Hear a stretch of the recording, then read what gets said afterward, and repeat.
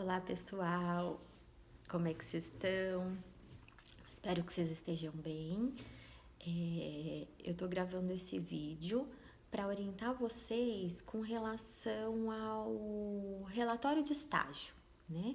A gente já vem trabalhando nele desde o início do semestre e eu queria dar algumas orientações para vocês iniciais aqui, depois dessa minha primeira correção.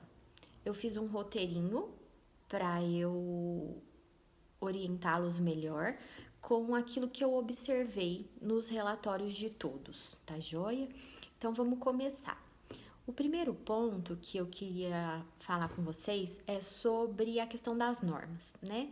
O relatório de vocês deve seguir as normas da BNT, assim como todos os outros trabalhos que vocês fazem para a faculdade, assim como vocês estão fazendo o TCC de vocês.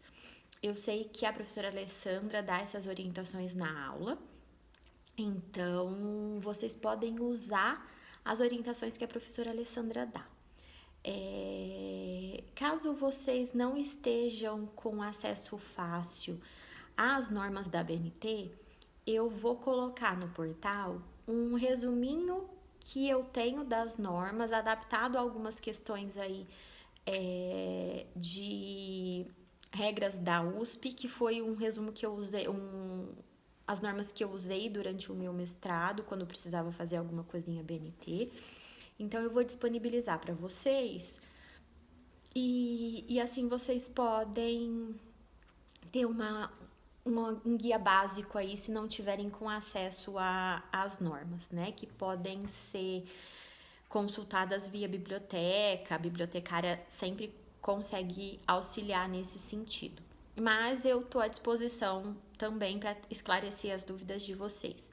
Então, vocês devem usar essas normas para confecção de capa, para as referências, para fazer a referência ao longo do texto, não só as referências bibliográficas no final, né? Então, tudo isso. Alguns pontos que eu notei, por exemplo, quando vocês usam um capítulo de um livro, que no caso foi muito comum com o livro do Borges e Cassas, né? Clínica Analítico Comportamental, Aspectos Teóricos e Práticos. É um livro que eu indiquei para vocês e muitos de vocês usaram, é um livro excelente, continuem usando.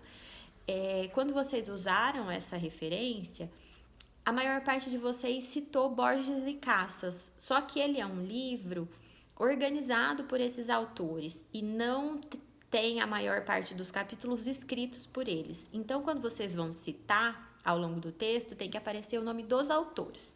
Então, por exemplo, tem um capítulo que é da Vera Otero. Então, ao longo do texto, precisa aparecer Otero 2012. No final, vocês vão colocar Otero 2012, o nome do capítulo e aí dizer que ele está contido no livro, né? Que tem lá toda a norma certinha para fazer essa referência na lista de referências bibliográficas. Então, esse é um ponto que vocês precisam se atentar com relação à norma. Então, isso é algo que eu queria destacar para vocês. Confiram as normas e façam de acordo com as normas desde o começo. Quem não fez pode fazer para a próxima entrega. Sugiro que faça para a próxima entrega, né? Já pode fazer a capa, contracapa, esboçar o sumário, né? Podem começar. E mais uma coisa, né? Com relação à questão de normas, colocar a paginação também de acordo com a norma. Acho que é isso por enquanto, né? Esse é um relatório parcial, né, que vocês vão entregar. O relatório final é o relatório que vocês entregam no final do ano. O relatório que vocês entregam no meio do ano é o relatório parcial, que vai ter a entrega final, né, para o final do período letivo agora desse semestre. Um ponto muito importante, que também tem a ver com norma, mas envolve a questão do plágio, quando vocês copiam uma parte do texto de um autor, vocês precisam colocar esse texto entre aspas e pôr o número da página. para indicar que foi uma cópia. Não tem problema fazer isso, vocês não podem copiar o relatório inteiro, né? Mas vocês podem copiar trechos importantes, que vocês considerem importantes. Quando vocês escrevem com as palavras de vocês as ideias do autor, vocês não colocam as aspas, vocês só citam o autor e o ano, né? Quando for um trecho muito grande, vocês têm que fazer a separação do texto, ele precisa ficar em destaque, né? E aí tem toda a norma de como isso é feito, ele fica... ele tem um recuo maior, fica aquele trechinho que, né, tá escrito de uma forma diferente no texto. Mas vocês precisam seguir a norma para fazer isso. Tem um número específico de palavras que faz com que vocês tenham que fazer essa citação diferente. Vocês usarem todas as palavras do autor ou a maior parte delas e não indicar que elas são palavras do autor, com as aspas, por exemplo, isso configura plágio, né? E isso é bastante sério. Obviamente a gente não vai publicar nenhum relatório e tal, mas vocês precisam, né, aprender desde já, porque vocês vão precisar fazer outros documentos para a vida. E a gente precisa garantir que vocês lembrem disso, né? Para não ter nenhum tipo de prejuízo, inclusive prejuízo de processo, né? Eu vou falar um pouquinho do conteúdo da introdução, rapidinho, e depois eu vou dar orientações mais detalhadas. Vocês podem colocar dúvidas no fórum que eu criei, né? Fórum de dúvidas sobre o relatório. Vocês também podem discutir coisas que vocês pensaram à medida que vocês foram escrevendo.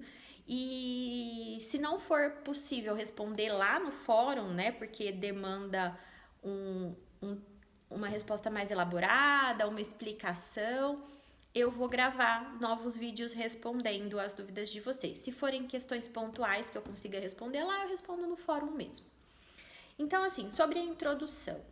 Eu já sugeri uma vez, vou sugerir novamente, não usem muito o livro de análise experimental do comportamento de Moreira e Medeiros. Ele é um livro de análise experimental, ele cita pouquíssimos exemplos aplicados à clínica e as definições que eles colocam lá são definições de princípios básicos que estão acontecendo com todo o comportamento de todos os indivíduos, então vale pra gente na clínica, mas não é... A gente não pode ficar só na definição do conceito, a gente tem que pensar na aplicação disso, né? Já que a clínica é uma das aplicações de análise do comportamento. Então, deem preferência para outros livros. O livro do Borges e Cassas, que foi um livro usado pela maior parte de vocês, como eu já falei, e o outro livro do Abreu e Guilherme, Terapia Comportamental e Cognitivo Comportamental, Práticas Clínicas. Ambos têm definições dos princípios muito aplicadas à clínica, porque são livros de terapia. Então, deem preferência para esses dois livros. O objetivo principal não é definir os conceitos, né? Vocês precisam definir a clínica. Então, o que é terapia analítico-comportamental? Como acontece essa intervenção? O que é importante saber para intervir?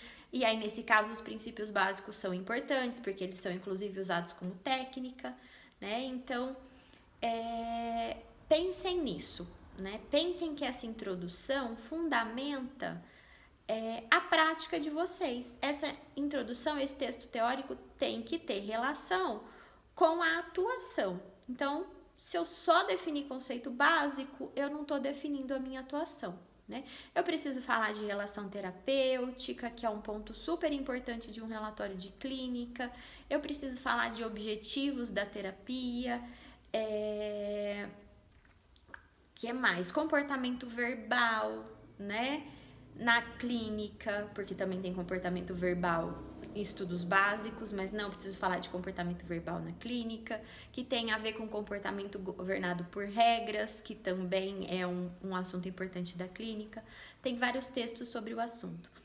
Como eu já falei para vocês, quase tudo que tá na Revista Brasileira de Terapia Comportamental e Cognitiva, RBTCC, e na coleção sobre comportamento e cognição, quase tudo é apropriado usar. O que não é apropriado usar? Nada que tenha o termo cognitivo ou cognitiva, porque vai ser de terapia cognitiva ou terapia cognitivo-comportamental. Os outros textos podem ser de uma vertente diferente da terapia comportamental ou analítico comportamental. Então, ok, talvez a gente possa abordar e pôr a diferença. Se tiverem dúvidas quanto ao texto, me mandem e eu estou à disposição para ajudá-los a avaliar se o texto é apropriado ou não para a gente usar nas referências do relatório de vocês. Eu acho que para esse primeiro momento é isso que eu queria falar. Só complementando que a atividade que eu passei para vocês fazerem até a próxima semana é uma atividade que vai ajudar no relatório, assim como as outras que a gente vai fazer nas próximas semanas. Então, esse texto é um texto que vocês podem citar no relatório. E ele os autores do texto são autores da área, vocês podem usar os outros deles. E ele é um texto que vai ajudar vocês a entenderem o que é terapia analítico comportamental mesmo. Tá joia? Bom trabalho para vocês e eu fico à disposição aqui para as dúvidas. Até mais!